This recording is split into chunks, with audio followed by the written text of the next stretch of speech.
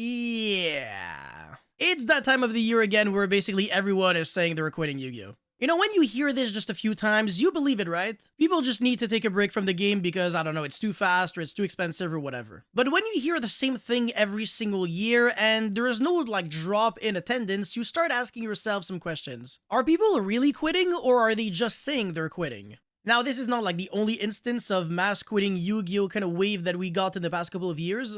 But I want to say this is the first time in several years where I actually believe it. It's quite literally the first time in years where everyone that I keep asking just is telling me that they're not enjoying the game anymore. And to be completely honest with you, I feel like I'm also kind of a part of that because I'm just not really having too much fun at the moment. I simply am no longer having the same fun I used to have a few years ago or even a few formats ago.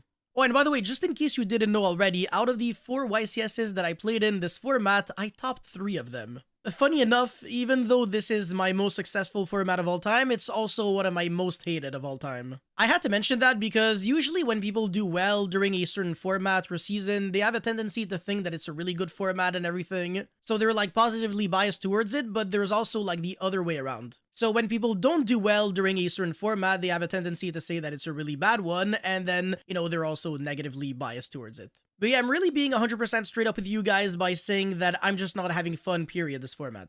But this doesn't mean I have plans on quitting the game, nor will I ever do, because obviously I make content out of it. But it does explain why I have been less motivated to kind of like theory craft and deck build for all these spicy decks that kind of exist, but don't really have an opportunity to shine yet. And there's a lot of reasons why pretty much everyone is just no longer really interested in the game at the current moment, and I want to say it's because of those reasons that I'm just now going to YCS Indianapolis this weekend. But anyways, before we move any further, my man, you really gotta smash the like and subscribe button. It's the only way the game can be saved at this point. It's been scientifically proven. Anyways, there are a bunch of reasons why a lot of people are either taking a break from Yu-Gi-Oh! Or just quitting altogether, and the first one is because of our terrible price system. This is just a fact. I mean, look at games like One Piece or Lorcana. If you even just top those events, you actually make bank, whereas in Yu-Gi-Oh! Even if you win, my bad, but you're still a brokey. Now, I'm not gonna go too in-depth on why the pricing in Yu-Gi-Oh! Is bad, but I'll actually make a full video just on that, so stay tuned for that. Anyways, it really is unfortunate that big events just don't have enough incentive because you spend so much money on, you know, hotel, flight, food,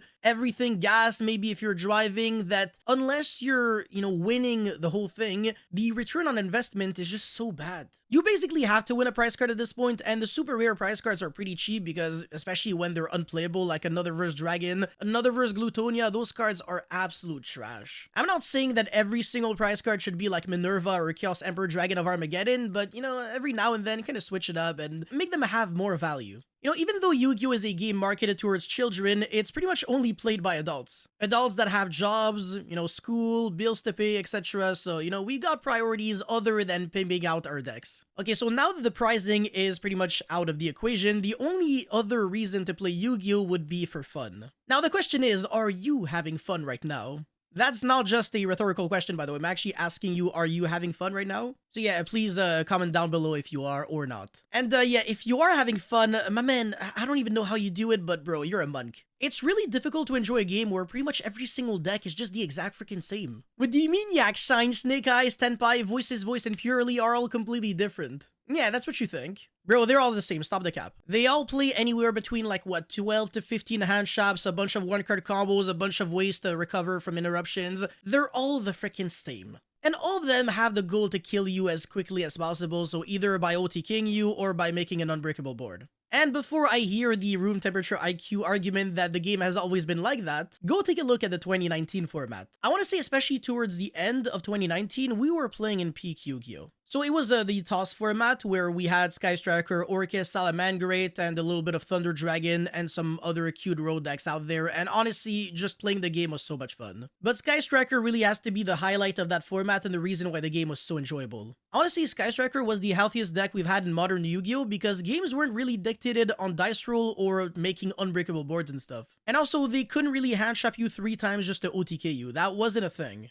Whereas now, you can get hand trap 3 times and then your opponent goes normal summon Snake Eye Ash, and even if you have your hand trap, they always have the Bellstar or the cross out. You know, that's current Yu-Gi-Oh! But back in the days, you had to grind for several turns to win, you had to make the right decisions, you had to understand your deck's own interactions and also your opponent's decks. You couldn't just remember basic combos and repeat them every single time. Every single game was different, whereas now it's just a matter of rinse and repeat the same combo and the same end board. Why should you care about learning your opponent's deck if your end board makes 7 interruptions and deals with everything? Back then, you had a limited amount of interruptions, but at the same time, decks had a limited amount of pushes, so it kind of evened out. Mistakes were extremely punishing, just like they are now, but at the same time, the game was just more enjoyable, and it was a better learning curve. And I'm not the only one to say this, by the way. You can ask like any of your friends or the top players, and they will all agree with me. The pace of the game was just so smooth, and even the rogue decks like Cyber Dragon have had their spotlight, and they even had a great matchup against the top decks. I'm totally not biased, by the way. No.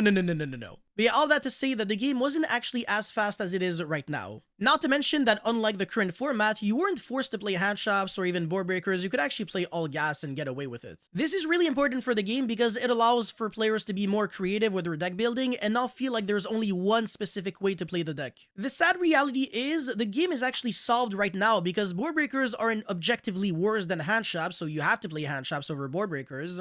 Well, at least the good ones like Ash, Imperm, etc. And this meta isn't about to change anytime soon, honestly. We have way too many hand traps, it's really hard to just go back in time. And the worst part about everything is that you don't have to change your deck list after each event or in preparation for the next one because, again, the field just remains the exact same. Ever since the very start of the format to this day right now, the top deck is still the exact same, Snake Eye. Again, all of my YCS tops this season were with Fire King Snake Eyes, and I am fed up with the deck. The biggest issue I want to say is that we've already seen everything that the deck has to offer. There are no more creative options left with it. I mean, there are, but they aren't as effective as the pure cookie-cutter version with a bunch of hand traps. And this is what Yu-Gi-Oh! Has been reduced to, a war of hand traps and one-card combos. You can literally just compare hands with your opponent and pretty much just determine the winner there. The best deck is the deck that can play the most amount of both hand traps and one-card combos and extenders and, you know, cards that allow you to recover from hand traps while playing the least amount of bricks.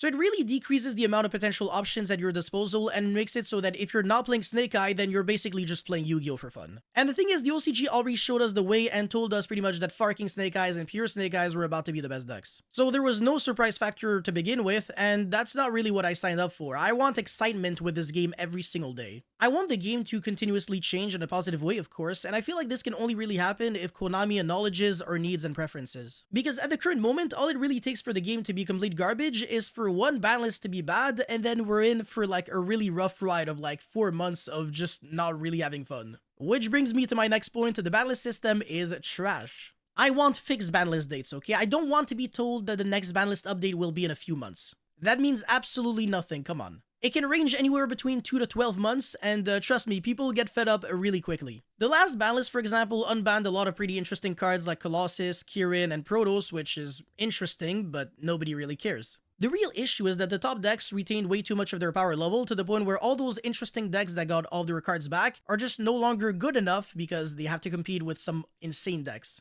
There's no problem, I want to say, with like 1 or 2 decks being slightly better than the rest, but when there's like 10 decks that are pretty much identical and are drastically better than everyone else, then there's an issue. I mean, yo, come on, let me play Cyber Dragons, okay? It's been like 5 years. Again, I'm not biased or anything. My solution to this would be to force some consistency in the ban list. They should always happen every 3 months in order to promote the next core set. And they should always guarantee at least 2 bans, 2 unbans, and at least 3 cards in the limited section. Honestly, 7 spots on the ban list looks like the absolute bare minimum for players to be really excited every single time there's a ban list. And because of the fact that we're unbanning as many cards as we're banning, this system should be able to work permanently. By the way, I've already made a bunch of videos on all the banned cards in Yu-Gi-Oh! And whether or not they would ruin the game if they were to get unbanned, and to be quite honest with you, a bunch of them are complete trash and they can 100% get unbanned. It's just that they're like iconic cards and, you know, they're nice to look at on the ban list, but they suck. So to sum it up so far, the reasons why people are quitting Yu-Gi-Oh! Would be because 1, the game is, you know, just not really rewarding. The pricing is really bad.